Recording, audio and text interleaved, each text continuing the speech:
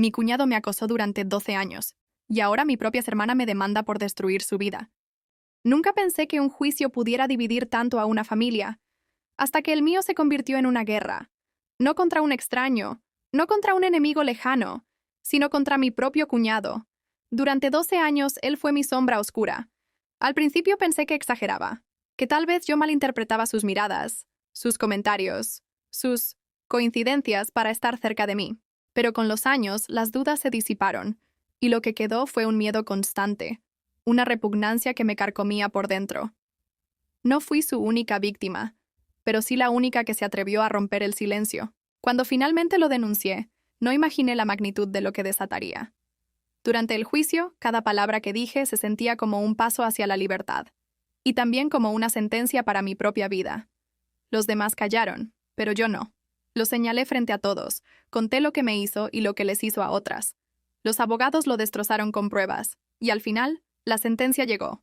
Cadena perpetua. Él nunca volvería a caminar libre. Y pensé que ahí acabaría todo.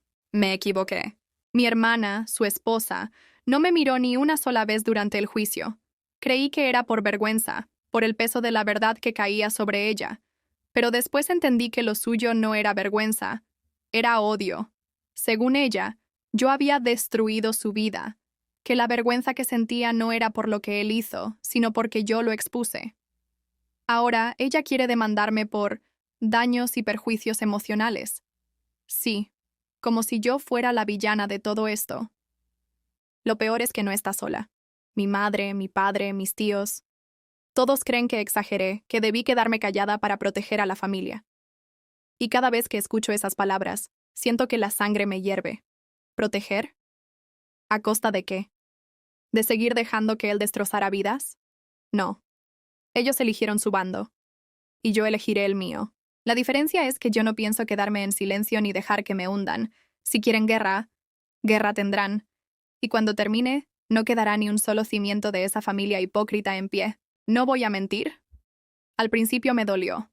Eran mi sangre, mi familia, las personas que se suponía debían protegerme. Y sin embargo, ahí estaban, defendiendo a un monstruo. Me repetía a mí misma que no me importaba, que la justicia ya se había hecho.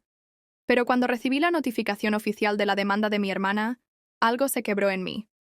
Ella no solo me culpaba, quería arruinarme. Los días siguientes fueron un desfile de llamadas no contestadas, mensajes llenos de insultos y hasta cartas anónimas que dejaban en la puerta de mi casa. Algunas eran amenazas, otras simples burlas. Y aunque no podía comprobarlo, sabía que todo venía de mi familia. Era su forma de presionarme para que desistiera, para que me retractara, para que me humillara públicamente pidiendo perdón, perdón, por defenderme. La ironía era tan asfixiante que me daban náuseas. Pero algo cambió una noche. Abrí mi correo y encontré un mensaje sin remitente claro. Dentro había fotos, fotos viejas, muy viejas, de él con otras chicas, algunas menores que yo cuando empezó a acosarme. No eran imágenes cualquiera, eran pruebas, pruebas que nadie había usado en el juicio porque nunca salieron a la luz. Y lo más inquietante era que esas fotos parecían haber sido tomadas por alguien muy cercano, alguien de mi propia familia. Ese fue el momento en que entendí que todo esto no era solo sobre él y yo. Había una red de encubrimiento, mentiras y silencio cómplice. Y si mi hermana quería arruinarme, yo podía arruinar mucho más que su vida. Podía destruir todo el castillo de mentiras en el que vivían. Hice algo que nunca pensé hacer. Guardé cada foto, cada archivo, y comencé a investigar. No para la policía, aún no. Esto sería mi carta bajo la manga. Mi venganza no iba a ser rápida, sería meticulosa, quirúrgica. Haría que cada uno de ellos sintiera lo mismo que yo sentí. Miedo, desesperación y la certeza de que nadie iba a salvarlos. Mis primeros pasos fueron simples: observar. No responder a provocaciones, no mostrar que tenía algo en mis manos. Ellos pensaban que me habían acorralado, que el silencio que guardaba era señal de miedo. Pero ese silencio era el filo de mi cuchillo afilándose.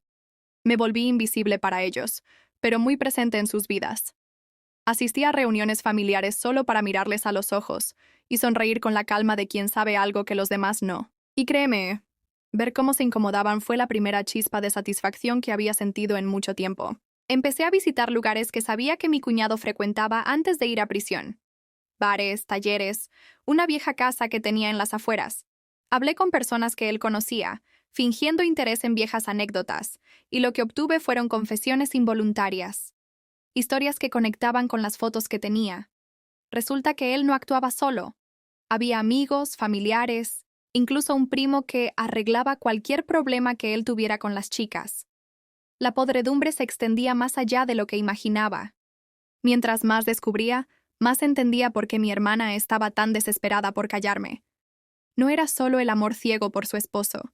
Era el miedo a que todos supieran que ella también sabía, que durante años había mirado hacia otro lado. Y lo peor, que en más de una ocasión había mentido para darle coartadas. Ese detalle me golpeó fuerte, pero no me derrumbó. Al contrario, me dio combustible. Ya no se trataba solo de defenderme de la demanda. Era cuestión de justicia personal. Ellos me querían destruir emocionalmente y económicamente, pero yo podía destruirlos legal y moralmente. Y así comencé mi lista. Nombres, fechas, pruebas. No iba a actuar impulsivamente. Esta vez, cada paso que diera tendría consecuencias irreversibles.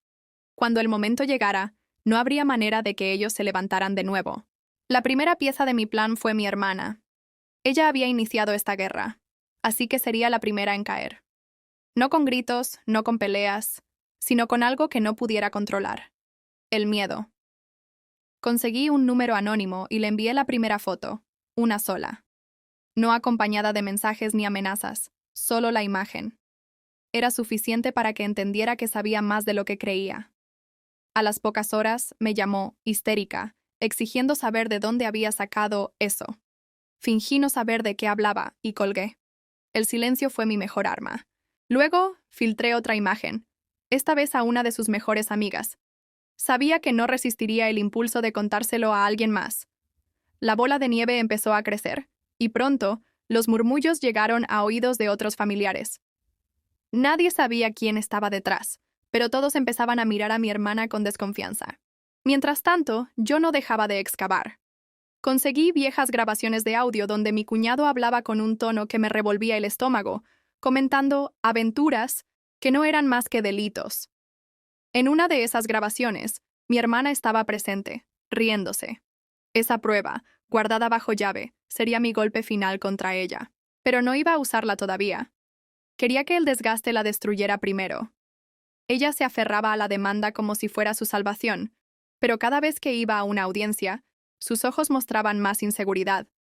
Los cuchicheos a sus espaldas se hacían más fuertes. Su círculo de apoyo se reducía, y lo mejor de todo, mi familia empezaba a fracturarse entre quienes querían seguir ocultando todo y quienes ya sospechaban que había mucho más. Ese era mi objetivo, que se destruyeran entre ellos antes de que yo siquiera levantara un dedo de forma pública. Porque cuando se derrumban por dentro, el golpe final no solo es más efectivo, es mortal. El día del juicio por la demanda llegó. Me presenté con una calma que descolocó a todos. Mi hermana evitaba mirarme, pero podía sentir su tensión desde el otro lado de la sala. Los abogados comenzaron con sus alegatos, pintándome como una persona cruel que había destruido la vida de un hombre inocente. No me sorprendió.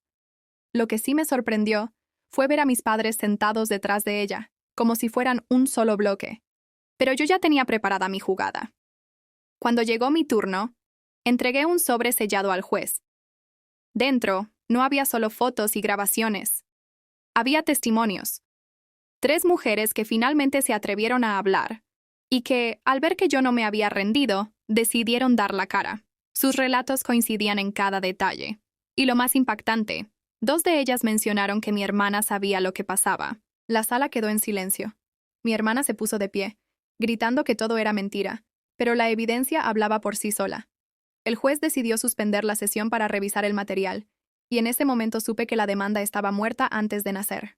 Al salir del tribunal, no me fui directo a casa. Caminé despacio, sintiendo algo que no experimentaba desde hacía años. Poder. No era solo justicia. Era la certeza de que había ganado una guerra que ellos mismos habían empezado. En los días siguientes, el castillo de naipes cayó. Mi hermana perdió a la mayoría de sus amistades, algunos familiares dejaron de responderle, y la investigación contra ella comenzó a tomar forma.